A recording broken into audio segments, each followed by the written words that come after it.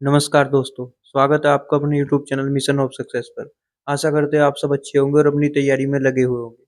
जैसा कि भाई हम रोज़ वीडियो घेरते हैं एनालाइज़ की, रोज़ नहीं कभी छोड़ देते दिन। तो भाई उसपे हम ज़्यादातर आजकल कमेंट देख रहे हैं, वो ये कमेंट आ रही है कि भाई जीके के बारे में बता दो भाई, जीके ने इतना डिमोटिवेट किया हुआ है कि पढ़ने को भी मन नहीं कर रहा, स्कोर नहीं आ रहा, ये नहीं आ रहा, वो नहीं आ रहा। तो भाई उस बारे में ही वीडियो है। फिर हम उनको थोड़ा-सा गाइडेंस देते हैं कि भाई नवीन सर के प्रैक्टिस सेट लो, या नवीन सर ने एक स्ट्रैटेजी की वो बनाई हुई है वीडियो, उसको देख लो भाई, आप ज़्यादा ही डिमोटिवेट हो। तो भाई उनकी एक वो आते हैं कि भाई आप स्टूडेंट हो, आपको पता है, टीचर भी अपनी जगह एक अच्छे बताते हैं, पर भाई आप तैयारी कर रहे हो, तो आपको ज़्यादा नॉलेज है कि भाई एक मतलब एक किस लेवल का कंपटीशन चल रहा है और किस तरीके से मतलब पढ़ना चाहिए या नहीं। तो उस बारे में भाई ये वीडियो है, तो आपको वीडियो एंड तक देखनी है। जो हमारी वीडियो से एंड में आपको थोड़ी भी लगे कि भाई हाँ, हेल्प मिल सकती है, तो भाई चैनल को सब्सक्राइब करना और वीडियो को भाई शेयर करना ज़्यादा से ज़्यादा। भाई बात करें जीएस के बारे में, क्योंकि आपको पता है कि दिल्ली पुलिस में जीके का सबसे ज्यादा अहम रोल है। क्योंकि जो बाकी के 50 क्वेश्चन है मैथ रीजनिंग कंप्यूटर वाले, उसमें बहुत भाइयों की पकड़ अच्छी है। जिनकी पकड़ जीके में मतलब मैथ्स में अच्छी नहीं है, तो वो कोशिश करेंगे कि जीके में थोड़ी अच्छी पकड़ हो, ताकि उन मार्क्स को वो जीके में कवर कर सके। तो भाई जीके के बारे में सबसे सिंपल तो ये है, देखो आजकल सबने ही नवीन सर के प्रैक्टिस सेट्स लिए हुए हैं। तो नवीन सर के प्रैक्टिस सेट्स क्या होता है कि दोस्तों, पहले तो मैं उन्हें याद करने की वो बताता हूँ कि याद कैसे होंगे भाई।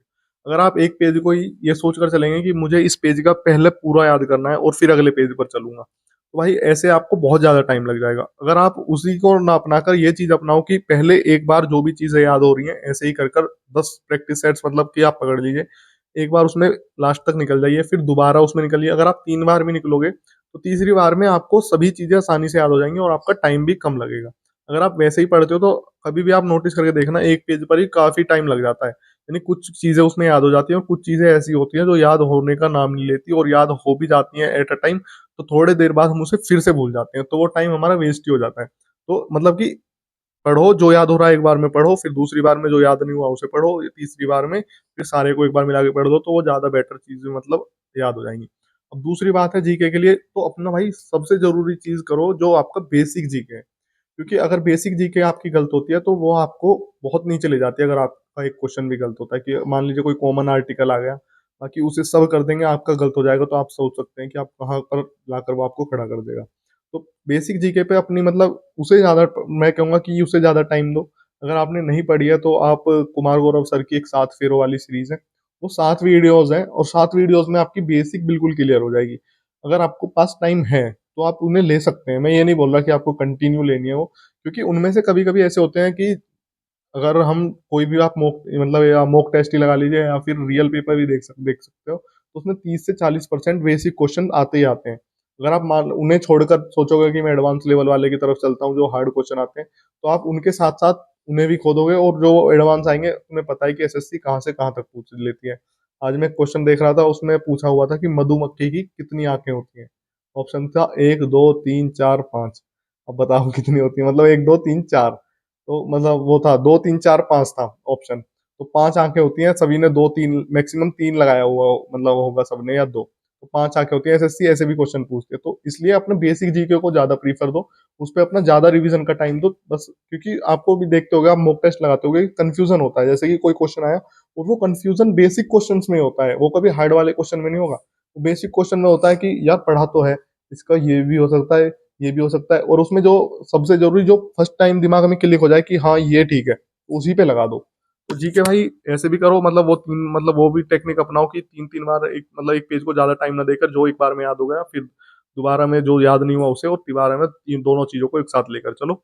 और बेसिक चीजों चीजों पर अपनी पकड़ रखो, और करंट अफेयर्स पे तो बहुत ज्यादा फोकस रखो, अगर आपको 30 के आसपास जीके में स्कोर चाहिए। भाई जैसे तरुण भाई ने कहा कि पेपर जो है आप अपने क्वेश्चनों को रिपीट करें, तो भाई रिपीट सबसे बढ़िया रहता है। जीके भाई याद करने की चीज नहीं है, ये समझने की चीज है। इसे जितना चाहो मतलब जैसा आपने कोई टॉपिक पढ़ रखा है, तो उस टॉपिक को बार बार रिवाइज करो, तो वो आपके ऑटोमेटिक याद हो जाएगा। अगर आप सोचोगे कि एक पेज को याद कर लूंगा, तो उसमें कोई फायदा नहीं है। और दोस्तों कई भाइयों को मतलब मैसेज आता है कि भाई मेरा जीके बहुत कमजोर है, नंबर नहीं बढ़ रहे। तो उनका भाई मुख्य कारण ये है कि जो बच्चे हैं, अब फिलहाल जो सभी बच्चे मैक्सिमम जो तैयारी कर रहे हैं वो मॉक टेस्ट रोज लगा रहे हैं।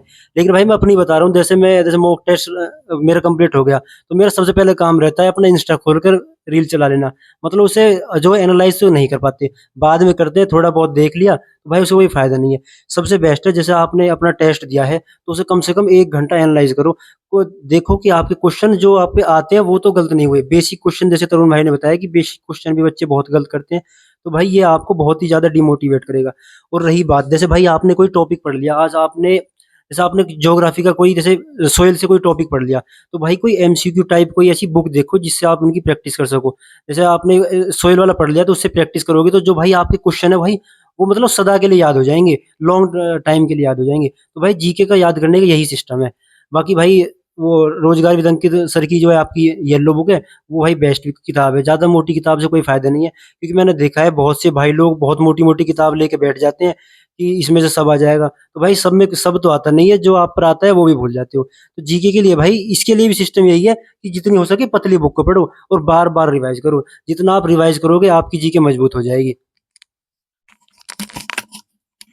और भाई एक बात और है, जैसे कि ज़्यादातर जो टेलीग्राम पे भाई मैसेज आते हैं, उनको ज़्यादातर जो हम देख रहे थे सबके एक ही मैसेज है कि भाई नवीन सर के मैंने इतने प्रैक्टिस सेट ले लिए, इतने प्रैक्टिस सेट ले लिए हैं भाई, 60 ले लिए, किसी ने 70, किसी ने पूरे ले लिए। तो भाई उनका एक ही सवाल है कि भाई इनसे हो जाएगा? तो भाई जो हम अपने हिसाब से बताते हैं ना, जो सीरियस बच्चे हैं, जैसे 50,000 मान लो आप सीरियस है बिल्कुल किसी भर्ती को लेकर, तो वो 50,000 में से भाई 48,000 RWA से पढ़ रहा है और खासकर नवीन सर से पढ़ रहा है। तो आप उनको तैयार कर लोगे ना, तो आपका सिलेक्शन भी नहीं होगा ना, तो भाई आप पीछे भी नहीं रहोगे किसी से, सबके साथ हो आप, ये मान के चलना भाई।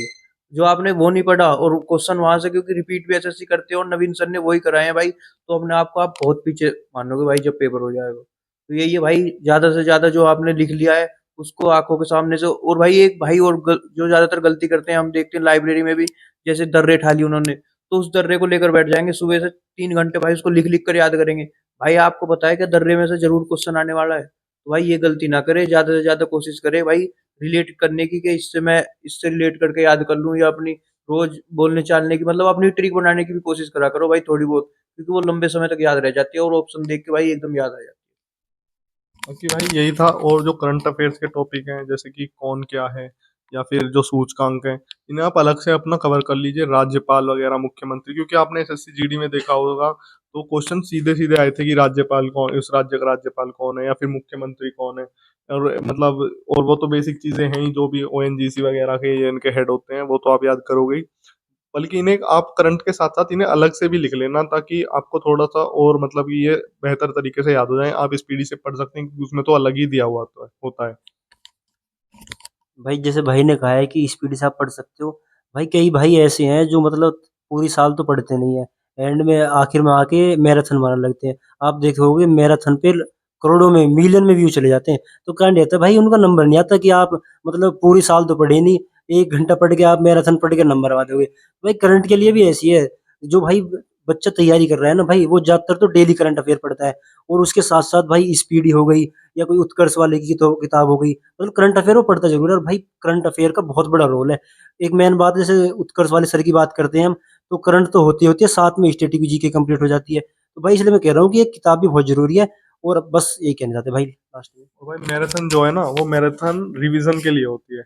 वो बच्चे मतलब उन्हें लेकर चलते हैं कि यही तुम्हारे टॉपिक क्लियर करवा देंगे। अब मैं जैसे कि करंट अफेयर्स पढ़ रहा हूँ, उन्हें मैराथन करूंगा तो करंट अफेयर के काफी क्वेश्चन मुझे रिवाइज होंगे, जो मतलब काफी टाइम पहले पढ़े थे, तो वो उन चीजों को आसान कर देती है। अभी आपका कोई मतलब डाउट रह गया तो आप पूछ सकते हैं कमेंट बॉक्स में, और वीडियो को शेयर कर सकते हैं अपने दोस्तों के साथ, और चैनल को सब्सक्राइब करें और वीडियो को लाइक जरूर करें। Thank you.